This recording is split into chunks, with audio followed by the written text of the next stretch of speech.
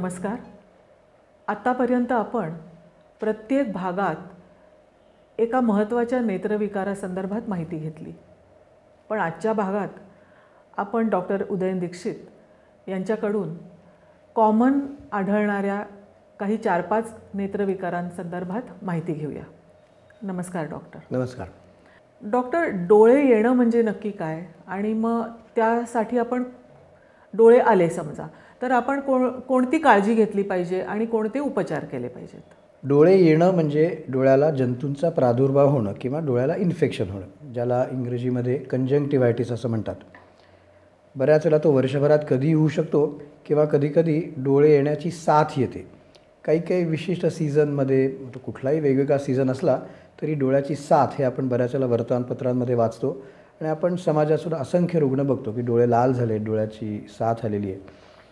तर जंतूंचा प्रादुर्भाव झाल्यामुळे किंवा इन्फेक्शन झाल्यामुळे आपले डोळे येतात किंवा कंजंक्टिव्हायटिस होतो. यामध्ये आपल्या डोळ्याच्या पापण्या सुजतात, डोळ्याच्या पापण्यांच्या कडेला डिस्चार्ज किंवा असा स्त्राव जमा होतो, आपले डोळे लाल होतात, कधीकधी थोड्या प्रमाणात डोळे दुखतात, डोळे चिकटतात, रुग्ण म्हणतात सकाळी उठल्यावरती मला डोळे पटकन उघडता येत नाहीत. हे डोळ्याचं इन्फेक्शन झालं. ह्याच्यात माहिती करून घेण्याच्या 2 गोष्टी महत्त्वाच्या. एक तर आपल्याला जर माहिती असेल की आता डोळ्याची साथ सध्या चालू आहे तर आपल्याला इन्फेक्शन होऊच नये म्हणून काही काळजी घ्यावी. पहिली गोष्ट म्हणजे डोळे नेहमी स्वच्छ ठेवावेत. आपण जर का सकाळी उठल्यावरती ओल्या कापसाने आपल्या डोळ्याच्या पापण्या नीट स्वच्छ केल्या, आपल्याला काही त्रास नसतानासुद्धा, तर समजा थोडा जंतूंचा प्रादुर्भाव झाला असेल तर आपण डोळे आपले स्वच्छ करतो आहे तर कदाचित आपल्याला इन्फेक्शन होणारच नाही. किंवा आपल्या घरात कोणाला तरी डोळे आले असतील तर आपण मुद्दामून आपला नॅपकिन वेगळा वापरावा. शक्य असेल तर त्या व्यक्तीच्या बरोबर जवळचा संपर्क टाळावा, निदान 5-6 दिवस तरी. असे खबरदारीचे उपाय घ्यावे म्हणजे आपल्याला इन्फेक्शन होणार नाही.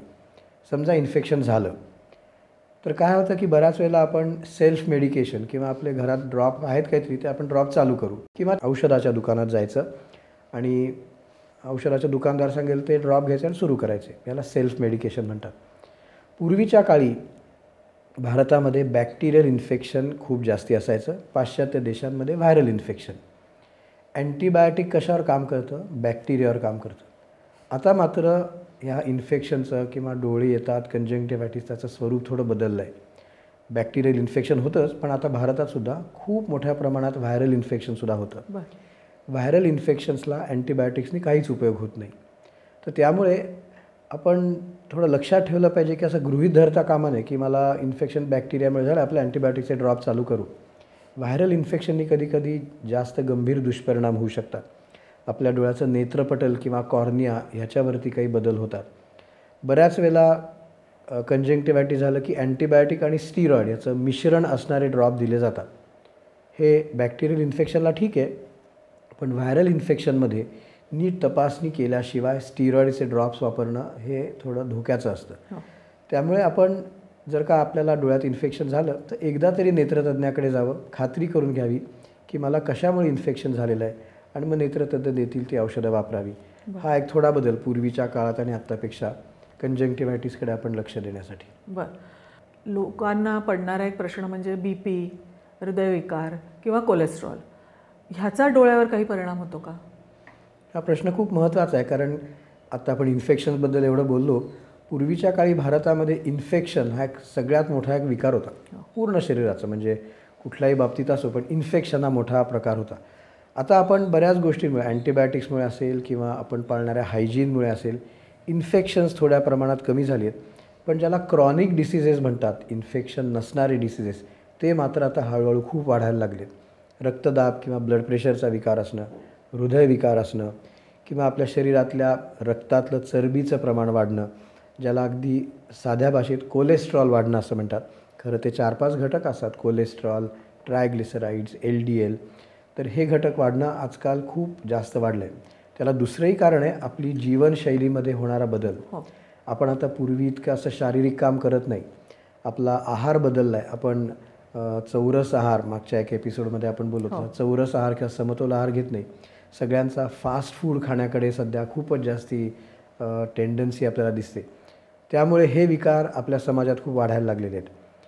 ह्या विकारांचा डोळ्यावर दुष्परिणाम होऊ शकतो. हे जे तिन्ही विकार आहेत, हृदयविकार, ब्लड प्रेशर वाढणे किंवा चरबीचं प्रमाण रक्तातलं वाढणे, यामुळे आपल्या शरीरातल्या इतर रक्तवाहिन्यांवर म्हणजे हृदयातल्या असो, मेंदूमधल्या असो, जसं आतल्या बाजूला असे प्लाक्स किंवा चरबीचे थर गोळा होतात आणि आपल्या रक्तवाहिन्या ज्या असतात त्याच्यातनं रक्तपुरवठा नीट होऊ शकत नाही. बरोबर हेच आपल्या मज्जापटलाच्या रक्तवाहिन्यांमध्येही होतं. आणि मग कधीतरी अचानक मुख्य रक्तवाहिनी किंवा रक्तवाहिनीची एखादी शाखा बंद पडून जाते. त्याला व्हेन ऑक्लुजन असं म्हणतात, सेंट्रल किंवा ब्रांच व्हेन ऑक्लुजन. ती जर बंद पडली तर तेवढ्या भागाचा रक्तपुरवठा खंडित होतो, मज्जापटलाच्या पृष्ठभागावरती रक्तस्राव होतो, मज्जापटलाला सूज येते आणि आपली नजर कमी होते. पूर्वी दिसायचं नाहीत, पण सध्या दर आठवड्याला असे अनेक रुग्ण मी पाहतो. पण ह्याच्यावरती उपाय आहे. ह्याच्यासाठी आपला प्राथमिक जो विकार आहे त्याची काळजी घेतलीच पाहिजे, आपण जे 3 विकार म्हणले त्याची. पण डोळ्यावरती उपाय आहे, म्हणजे डोळ्याच्या OCT नाव, त्या OCTबद्दल आपण बऱ्याच वेळेला बोललो. ती OCT नावाची स्कॅनची टेस्ट केली जाते आणि हा रक्तस्राव कमी करण्यासाठी आणि रेटिनाची सूज कमी करण्यासाठी इंजेक्शन्सची ट्रीटमेंट दिली जाते. त्याच्यामुळे वेळेवर उपचार केले तर बऱ्याच प्रमाणात जवळपास पूर्ववत आपली नजर येऊ शकते. मेन रक्तवाहिनी जर बंद पडली तर कदाचित पूर्णपणे नजर आपली रिकवर होणार नाही, पण ही ब्रांच त्यातली एक जर का बंद झाली, एक शाखा बंद झाली, तर उपचार खूपच चांगले उपयोगी पडतात. तर उपाय आहेत ह्याच्यावरती.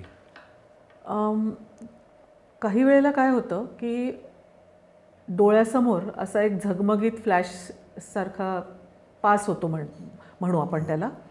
हा काही आजार आहे का? डोळ्यासमोर फ्लॅशेस दिसणं आणि डोळ्यासमोर फ्लोटर्स दिसणं हे खूप कॉमन लक्षण आहे. खूप रुग्ण त्याच्यामुळे येतात की मी समोर बघितलं तर एकदम मला डोळ्यासमोर काहीतरी चिलटं फिरतायत असं वाटतं. आधी मला वाटतं माझ्या डोळ्यासमोर काही आलं आहे का, यासाठी बाजूला करायचा प्रयत्न करते, पण ते दिसत राहतं. 90% जास्त प्रमाणात हे फ्लोटर्स किंवा फ्लॅशेस हे हार्मलेस असतात, त्याने काही मोठा विकार झालेला नसतो.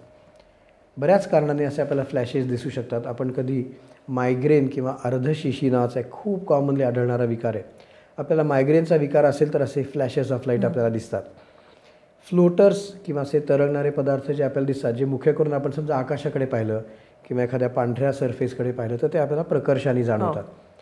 90%हून जास्ती वेळेला त्यांनी काही अपाय होत नाही. ते आपल्या डोळ्याच्या मागच्या भागामध्ये एक जेली असते, 3/4 भाग आपल्या डोळ्याचा त्या जेलीने भरलेला असतो, त्याच्यामध्ये असे हे फ्लोटर्स येतात. पण 1% शक्यता अशी असते की रेटिनाच्या काही विकारामुळे सुद्धा हे होऊ शकतं. म्हणजे रेटिनाच्या रक्तवाहिन्यांना काही अपाय झाला किंवा त्याहून महत्त्वाचं रेटिनाच्या अगदी कडेला किंवा पेरिफेरीला जर का छिद्र पडलं किंवा टेअर झाला तर त्याच्यामुळे सुद्धा असे फ्लॅशेस दिसतात, त्याच्यामुळे सुद्धा फ्लोटर्स दिसतात. त्यामुळे एखाद्या व्यक्तीने जर अशी तक्रार केली की मला फ्लॅशेस दिसत आहेत, चमकल्यासारखं दिसतं आहे किंवा मला फ्लोटर्स दिसत आहेत, तर डोळ्याची बाहुली मोठी करून अगदी काळजीपूर्वक रेटिनाची पेरिफेरी किंवा कडेची तपासणी केली जाते. 90% जास्त वेळा त्यात काहीही ॲबनॉर्मल आढळणार नाही. पण 1 किंवा 5% रुग्णांमध्ये जर का असं छिद्र किंवा टेअर आढळला तर त्याचं रूपांतर पुढे रेटिनल डिटॅचमेंटमध्ये होऊ शकतं. आणि आपल्या आधीच जर काही लक्षात आलं तर रेटिनल डिटॅचमेंट होऊ नये म्हणून प्रतिबंधात्मक उपाय म्हणून आपण त्या टेअरच्या भोवती लेसर किरण सोडून थोडक्यात तो टेअर आपण सील करून टाकू शकतो, ज्यायोगे मज्जापटल निसटणे किंवा रेटिनल डिटॅचमेंट होणार नाही. पण पेशंटला आम्ही स्पेसिफिकली सांगतो की त्यांनी परत घाबरून जाऊ नये म्हणून. एखाद्या वेळेला फ्लॅश दिसला, 1-2 फ्लोटर्स दिसले तर त्याला एवढं महत्त्व नाही.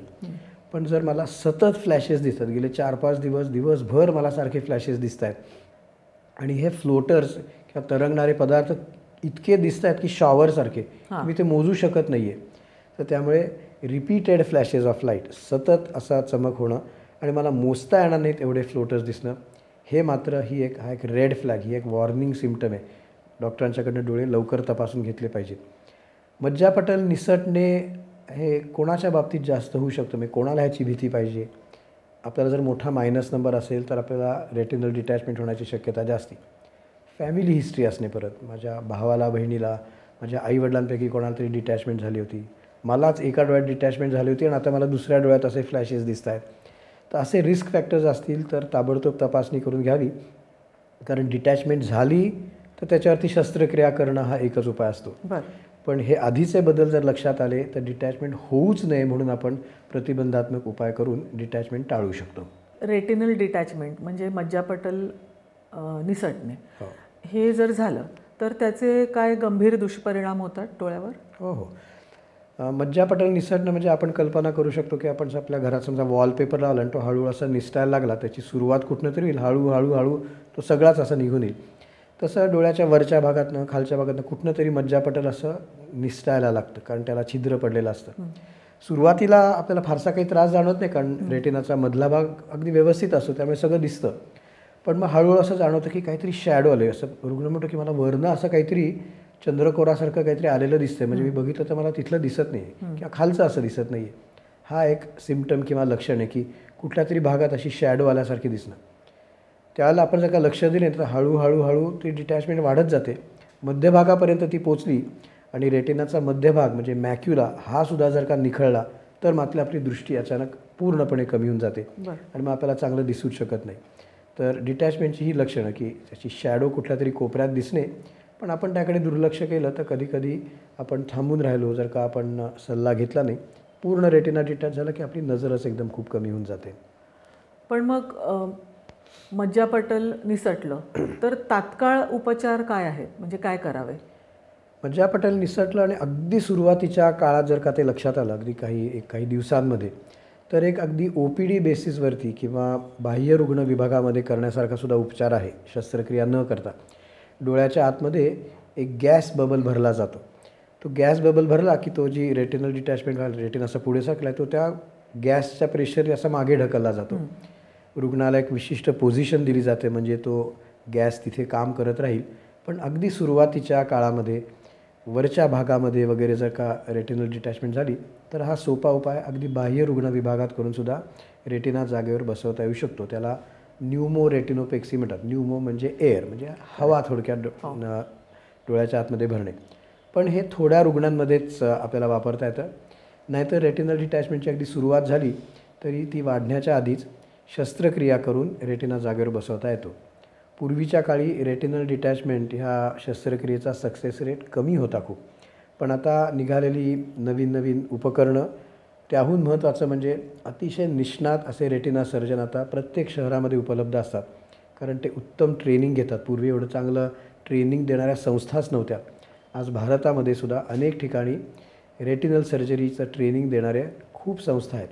तर अतिशय कौशल्य असणारे रेटिना सर्जन आणि उत्तम उपकरणं यामुळे रेटिनल डिटॅचमेंटची शस्त्रक्रिया करायला लागली तरी त्याचा सक्सेस रेट आता खूप वाढलेला आहे. ही जी शस्त्रक्रिया आहे ती कधी करतात, किंवा मग लेझर उपचार ते कधी करतात? म्हणजे त्याच्या काही की अमुक स्टेजला शस्त्रक्रिया किंवा अमुक स्टेजला लेझर उपचार असं काही आहे का? लेझर उपचार म्हणजे डिटॅचमेंट होण्याआधी. एकदा रेटिना डिटॅच झाला की लेसर किरण जे काम करायला पाहिजे ते करूच शकत नाहीत, कारण त्या रेटिनाच्या मागे एक द्रव पदार्थ तयार होतो. त्यामुळे लेसर किरण फक्त प्रतिबंधात्मक. डिटॅचमेंट झाली की लेसर किरणाचा काहीही उपयोग नाही. डिटॅचमेंट झाल्यावर ती शस्त्रक्रिया कधी करावी? लवकरात लवकर. म्हणजे आज मला डिटॅचमेंट झाली असेल, थोड्याशा कदाचित टेस्ट करायला लागतील, माझी तब्येत ठीक आहे की नाही बघायला, पण लवकरात लवकर, म्हणजे अशी एका तासात करायला पाहिजे असं नाही. पण आज डिटॅचमेंट मोतीबिंदूला आपण म्हणतो की तुमचा मोतीबिंदू वाढला आहे, शस्त्रक्रिया करायला पाहिजे, ती एका आठवड्याने, एका महिन्याने, 2 महिन्यांनी केली तरी चालते. डिटॅचमेंट झाली असं म्हटल्यावरती जेवढ्या लवकर आपण शस्त्रक्रिया करू तेवढा शस्त्रक्रियेचा सक्सेस रेट जास्ती. त्यामुळे लगेच ताबडतोब शस्त्रक्रिया करणे हे महत्त्वाचं. बरं, आता सध्याचा ज्वलंत आणि सगळ्यांनाच भेडसावणारा प्रश्न स्क्रीन टाईम. अगदी लहान मुलांपासून ते ज्येष्ठ नागरिकांपर्यंत प्रत्येकाचाच स्क्रीन टाईम काही ना काही कारणामुळे वाढलेला आहे. ह्याचे कोणते दुष्परिणाम आपल्या डोळ्यावर होतात त्याबद्दल दर्शकांना जरा माहिती द्यावी आपण. ही खूपच उपयुक्त गोष्ट आहे, सगळ्यांना माहिती असणं. कारण तुम्ही म्हटलं ते अगदी खरं आहे की स्क्रीन टाईम वाढणे हा आपल्या आयुष्याचा अविभाज्य घटक आहे. लहान मुलं अभ्यास करण्यासाठी, तरुण मुलं अभ्यास करण्यासाठी किंवा त्यांच्या नोकरीसाठी, एस्पेशली जर का आपण IT सेक्टरमध्ये असू तर ते 8-8, 10-10, 12-12 तास लॅपटॉपसमोर काम करत असतात. आणि इव्हन उतार वयामध्ये किंवा प्रौढ नागरिक मनोरंजनासाठी, असं आपल्या आयुष्याच्या प्रत्येक स्टेजला आपला आता स्क्रीन टाईम वाढला आहे. आपण खूप जास्त वेळ त्याकडे बघतो. त्याचे दुष्परिणाम होऊ शकतात. त्याला कॉम्प्युटर व्हिजन सिंड्रोम असं एक नाव आहे. बरं. सगळ्यात जास्ती याचा दुष्परिणाम काय होतं तर आपल्या डोळ्याच्या पुढच्या भागाला कोरडेपणा येतो, ड्राय आईज असं त्याला म्हणतात. हा काय येतो तर आपण जर विचार केला तर आपल्या लक्षात येईल की समजा मी लॅपटॉपवरती काम करतो आहे, तर मी डोळे मिचकावत नाही, मी ब्लिंकच करत नाही, मी स्टेअर करतो, मी निरखून बघतो, मी डोळे बंद करत नाही. हे आपण मुद्दामून नाही करत, पण आपल्याला वाटतं की एखादं काहीतरी स्क्रीनवरती येणारा माझा एखादा शॉट मिस होईल, तर आपण अनावधानाने पण डोळे बंद करणं विसरून जातो. आपण नॉर्मली दर 5-10 सेकंदांना डोळे बंद करावेत. का बंद करायला पाहिजेत? प्रत्येकाला मी डोळे झाकले की अश्रू तयार होतात. आपली अश्रूंची ग्रंथी इथे असते कोपऱ्यामध्ये वरती. मी डोळे बंद केले आणि उघडले की तो अश्रूचा पुरवठा सुरू होतो. मी जर डोळे बंद केलेच नाहीत तर अश्रू तयारच होणार नाही, वाहणारच नाही डोळ्यामध्ये, आणि मग डोळ्याचा पुढचा भाग आपला कोरडा होतो. आणि असं मी तासनतास करत राहिलो तर काही काळाने माझा डोळ्याचा पुढचा भागातला नेत्रपटल किंवा कॉर्निया हळूहळू थोडा खराब व्हायला लागेल, त्याच्यामध्ये काही बदल व्हायला लागतील. मग डोळे दुखतात, डोळ्यात टोचतं, डोळे जड झाल्यासारखे वाटतात. आपण काम तर करत राहणार, तर हा त्रास होऊ नये म्हणून काय करावं? तर पहिली गोष्ट म्हणजे ब्रेक घ्यावा. मध्ये तास दीड तास काम केलं की कॉम्प्युटर बाजूला ठेवावा, काहीतरी दुसरं काहीतरी करावं आणि मग परत काम सुरू करावं. ज्यांना कुठल्या ना कुठल्या कारणाने स्क्रीन टाईम खूप आहे हे माहिती असतं, त्यांनी कायम आपल्याबरोबर ल्युब्रिकंट ड्रॉप्स किंवा आर्टिफिशियल टिअर ड्रॉप्स बरोबर ठेवावेत. डॉक्टरांनी ते लिहून दिले तर सकाळी आणि रात्री घरी टाकून ते उपयोग नाही. आपल्या खिशात पाहिजे आपण काम करत असताना, अभ्यास करत असताना. आणि दर 1.5-2 तासांनी त्या ड्रॉपचा एक एक थेंब डोळ्यात टाकावा, मिनिटभर डोळे बंद ठेवावेत आणि मग परत काम सुरू करावं. लोक कंटाळा करतात, हा मी एखाद्या वेळेला टाकतो असं म्हणतात. तसं नाही.